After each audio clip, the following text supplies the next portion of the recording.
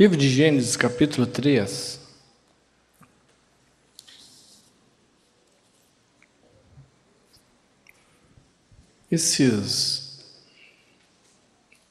Como foi compartilhado em relação a esses leprosos, isso se sucede muito quando as pessoas chegam até num ato como nós vamos desfrutar hoje de matrimônio. Elas chegam diante de Deus, chegam diante da congregação, se comprometem a muitas coisas, mas esquecem do principal, de levar Deus junto com elas para o seu lar. E uma das questões que Deus deixou como exemplo e que nós temos que aprender para não cometermos estes erros, está nessa passagem de Gênesis capítulo 3, que foi o primeiro ataque que um relacionamento recebeu. Hoje, de repente, você pode ser solteiro quer casar, amém? São valentes também, tem que ser valente. Você tem um relacionamento hoje, você vai ter que ser valente, é por isso que Deus chamou os valentes. Porque aos olhos naturais está cada vez mais impossível estabelecer um casamento como Deus determina. E é por isso que as pessoas naturalmente acham que é uma questão falida. Mas aqueles que creem no Senhor são valentes, sabem que não é eles que fazem, mas que Deus faz através deles. Isso é que nos capacita e nos traz o entendimento de chegar diante de Deus e receber a bênção dEle. Porque toda a instituição, hoje tudo se movimenta em prol de que as coisas mudaram, que não são mais assim. É por isso que tem tantos divórcios. Há muitas pessoas também que têm o casamento, mas são infelizes. São infelizes porque não aprenderam ainda a se negar, não aprenderam ainda que eles estão no matrimônio, não é para fazerem a si mesmos felizes, mas sim ao outro. E muitas questões externas, às vezes, acabam segurando as pessoas. Muitos pensam que é a questão dos filhos, outros pensam questão financeira e nunca tratam isso. Não permite que Deus transforme. Eu quero dizer para os irmãos que Deus transforma. Muitas vezes a gente não crê, a gente acaba entrando num processo de autodestruição. Aqui no livro de Gênesis, do capítulo 3, no versículo 1 em diante, diz assim: mas a serpente mais sagaz que todos os animais selváticos que o Senhor Deus tinha feito, disse à mulher: é assim que Deus disse, não comereis de toda a árvore do jardim? Respondeu-lhe a mulher: do fruto das árvores do jardim podemos comer, mas do fruto da árvore que está no meio do jardim, disse Deus: dele não comereis, nem tocareis nele, para que não morrais. Então a serpente disse à mulher: é certo que não morrereis, porque Deus sabe que no dia em que dele comerdes, se vos abrirão os olhos, e como Deus sereis conhecedores do bem e do mal. Vamos parar aqui um pouquinho? Amém? Esse mesmo ataque que a gente vê aqui em relação a Adão e Eva, nós vemos esse ataque agora de uma forma diferente, muitas vezes, mas com o mesmo intuito. Ou seja, o diabo está sempre distorcendo a palavra, está sempre questionando a autoridade de Deus. E hoje é o que se faz hoje, pela mídia, as questões que as pessoas não têm muito entendimento espiritual e acabam indo pela razão, pela justiça própria. Então eles acham que não é bem assim. Eles começam a questionar a forma que Deus determina, os princípios que Ele determina. E muitos escutam essas propostas. E por dar ouvido a essas propostas, eles escolhem guardar mágoas, eles escolhem não aceitar aquilo que Deus tem para eles. Isso faz com que muitas vezes não libere perdão, porque quando nós agimos dessa forma, nós demos ouvido às propostas, assim como acabou acontecendo aqui. Essas propostas que foram feitas eram para tirar totalmente eles do propósito. E todo o ataque do diabo hoje contra as famílias, contra os relacionamentos, seja ele entre marido e mulher, seja entre pais e filhos, filhos e pais, entre os irmãos, é para que a gente venha questionar se a forma que Deus nos ensina de agir, de reagir, realmente é a melhor para nós. E muitas vezes mesmo nós dentro da igreja a gente ainda questiona isso. Muitas vezes a gente não aceita, a gente pode até parecer que aceita. A gente pode chegar diante de Deus como muitos chegam, fazem votos e prometem mil e uma coisa e no primeiro processo de dificuldade já esquecem tudo, porque falaram da boca para fora. Continua ainda essa passagem no versículo 6, dizendo: vendo a mulher que a árvore era boa para se comer, agradável aos olhos, e a árvore desejável para dar entendimento, tomou-lhe do fruto e comeu, e deu também ao marido, e ele comeu.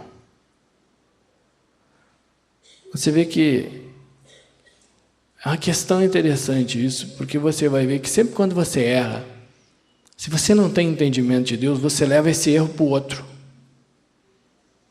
Quando você julga, quando é que você vai ser quem realmente você é? Em casa. Quando é que você vai falar verdadeiramente aquilo que você está pensando? É em casa. E muitas vezes você erra e ainda faz o outro errar. Você leva o outro a errar. Você cai nesse processo de deixar que o mundo, conforme diz aqui, é bom aos olhos, é agradável de comer. A questão dos olhos, que o diabo tem oferecido tantas coisas. Nós vemos a mídia, essas opiniões líderes, nós olhamos e vemos claramente esse processo desses filmes que é colocado, as próprias novelas, as entrevistas muitas vezes, as pessoas falando totalmente os princípios de Deus, a ponto de colocar para as pessoas que que têm princípios de Deus estão erradas. É isso que o diabo faz. E é isso que ele tem feito em relação aos relacionamentos também, entre casamentos. Ele quer mudar todos os padrões, eu acho que não é mais assim. E isso foi desde o início, nós estamos lendo do Gênesis. E Deus é tão tremendo que Ele nos deixou esses exemplos para que a gente não venha cair nesses erros. Nós não venhamos a errar e levar o outro a errar também. Porque esse processo de se deixar ser levado pelo mundo produz isso aqui que está no versículo 7 em diante. Quer ver? Abriram-se então os olhos de ambos e, percebendo que estavam nus, coseram folhas de figueira e fizeram cintas para si. Quando ouviram a voz do Senhor Deus, que andava no jardim, pela viração do dia, esconderam-se da presença do Senhor Deus, o homem e a sua mulher, por entre as árvores do jardim. E clamou o Senhor Deus ao homem e lhe perguntou: onde estás? Ele respondeu: ouvi a tua voz no jardim, e porque estava nu, tive medo e me escondi. Isso é uma das questões básicas que mostra quando nós vivemos independente de Deus. É por isso que as pessoas não têm vontade, muitas vezes, por exemplo, de vir na igreja. Quem é que tem vontade de vir na igreja? Só quem quer o Senhor, irmãos. Quem escolheu viver uma vida de princípios e estabeleceu sua casa na rocha. Porque a pressão toda é para não vir. As pessoas se escondem de Deus. Elas fogem, mas elas dizem: não, Deus está comigo, eu estou fazendo o bem, está tudo certo. Não faço mal para ninguém, eu não roubo, não mato, mas também não faço o que Deus manda. Esse processo de se esconder, de fugir da presença de Deus, de fugir do chamado de Deus, de fugir do propósito de Deus, eu creio que isso muitos de nós já passamos por isso, já sofremos com isso, de querer largar tudo, de querer desistir. Isso é quando a gente é flagrado.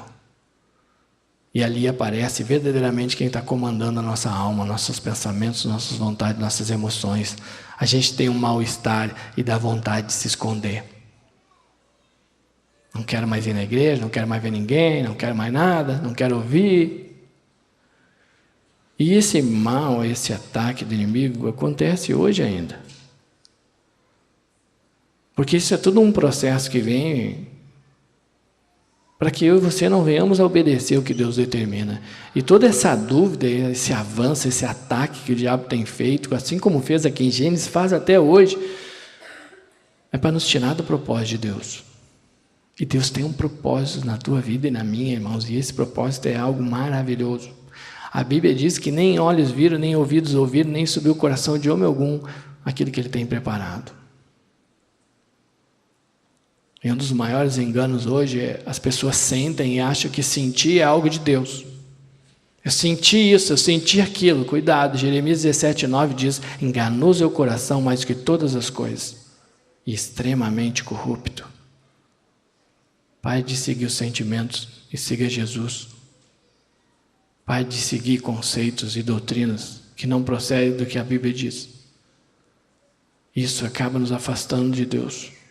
Isso acaba nos fazendo viver independente de Deus e muitas vezes achar que nós estamos servindo ao Senhor. Como eu já vi tantas e tantas coisas, as pessoas sentir absurdos e dizer que Deus que estava colocando aquele sentimento. Onde que nós temos que seguir, irmãos? O mundo diz que você tem que seguir o coração. Pois Deus diz para mim e para você: segue-me. Pegue a sua cruz, negue-se a si mesmo e me segue. Não segue o teu coração, não segue o que você está sentindo. E a pior coisa, a maior decepção que pode ter um cristão é querer se esconder atrás de um sentimento e mesclar, dizer que é Deus. Deus me mostrou esse aqui que eu vou casar. Sabia que vem gente na igreja só porque quer casar? De repente, muitas vezes a motivação para vir aqui está totalmente errada. E se você abrir o coração, Deus vai mudar. Até porque quando se age assim pelo sentimento, o casado quer separar e o separado quer casar. Isso é ser guiado pelo sentimento. Isso é ser guiado pela emoção e muitas vezes tomar uma atitude totalmente contrária. E um dos maiores enganos que o diabo coloca hoje, que se vê claramente nos relacionamentos, é o que está no versículo 12 e 13. Então disse o homem: a mulher que me deste por esposa, ela me deu da árvore e eu comi. Disse o Senhor Deus à mulher: que é isso que fizeste? Respondeu a mulher: a serpente me enganou e eu comi.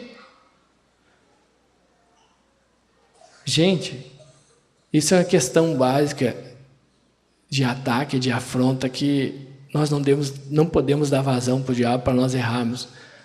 É colocar a culpa sempre no outro. Muitas vezes a gente quer cobrir os nossos erros culpando o outro. Muitas vezes você quer fugir do propósito de Deus e bota a culpa no outro. É a mesma coisa no relacionamento com Deus. Muitas vezes eu estou diante de Deus, mas eu estou decepcionado, frustrado, e eu não vou alcançar nada e nunca vou sair do mesmo lugar se eu não mudar isso.